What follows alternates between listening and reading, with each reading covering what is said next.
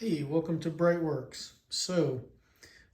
What you're looking at here are cylinder air deflectors, baffles, whatever you want to call them.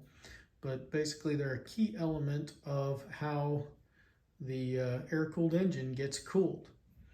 It's pretty cool. The old timers, they did this stuff. They didn't have YouTube, so you get to read about it, see drawings, and all that kind of stuff. But what we're looking at here is a pre-1977 cylinder air deflector, if you will. All right, you see how it's the entire distance straight up is pretty square, right? And what we learned, or what the old timers learned and the rest of us now benefit from, is Porsche figured out in 1977 that if they actually shortened this guy up by 25 millimeters, 1 inch is good enough. It improves the airflow across the cylinders and ultimately shows somewhere around a 10 to 15 degree delta cooler, if you will, with the engine running. So, I mean, what are you going to do? You're going to put in an oil cooler, or are you going to trim some tinware? But here you can see this is what the cylinder would see on the original design, and this is what the cylinder fins see on what Porsche made the change to.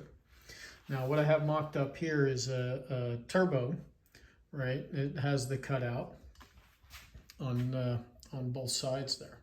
So, kind of neat that, hey, we can get 10 to 15 degrees by doing a pretty simple little modification.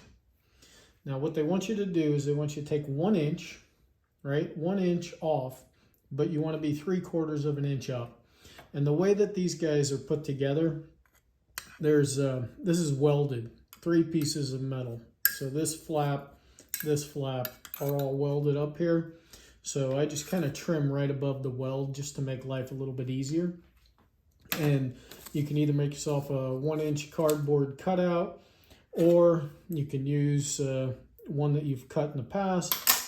I have a little straight edge here that is exactly 1 inch wide. So I'm just going to kind of hold it up like that, get it squared up, and then just use my scribe to make a nice little line.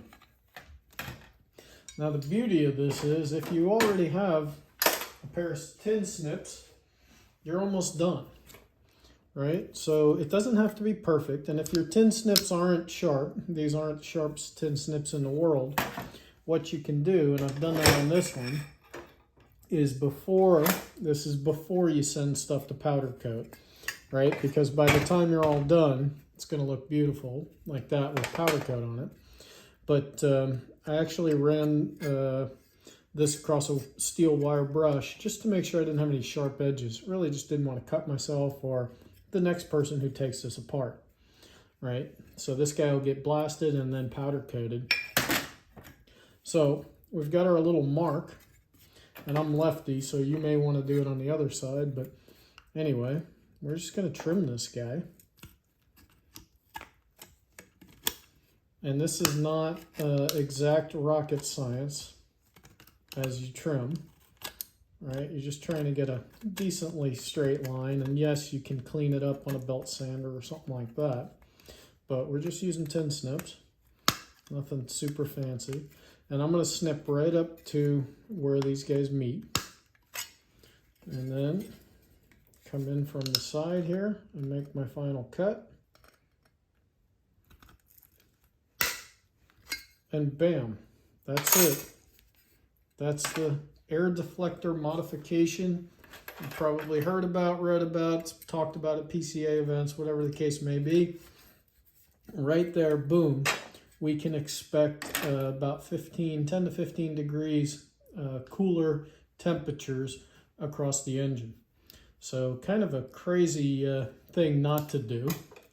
Certainly you could go buy a full set of baffles that already are made that way, or you can spend 2 minutes trimming these up, before you send them to powder coat, right? The reason to do it before you send them to powder coat is as soon as you make that cut, now you've got metal that's showing, and it could start to rust. And these little guys are not cheap. So if you have to replace a set of these, it's probably cost you a couple $100. But you only have to do 4. It's only the center ones, right? It's not these, not the side panels, but only the center ones. So you're only going to cut 4 of these and then send them out for powder. And you've essentially added an oil cooler to the car. So without having to run any lines or do anything like that. So hopefully this helps if you're rebuilding your pre-77 motor. Quick little modification to definitely enhance reliability and cooling on the motor. All right, thanks for watching. Check us out at BreitWerks.com.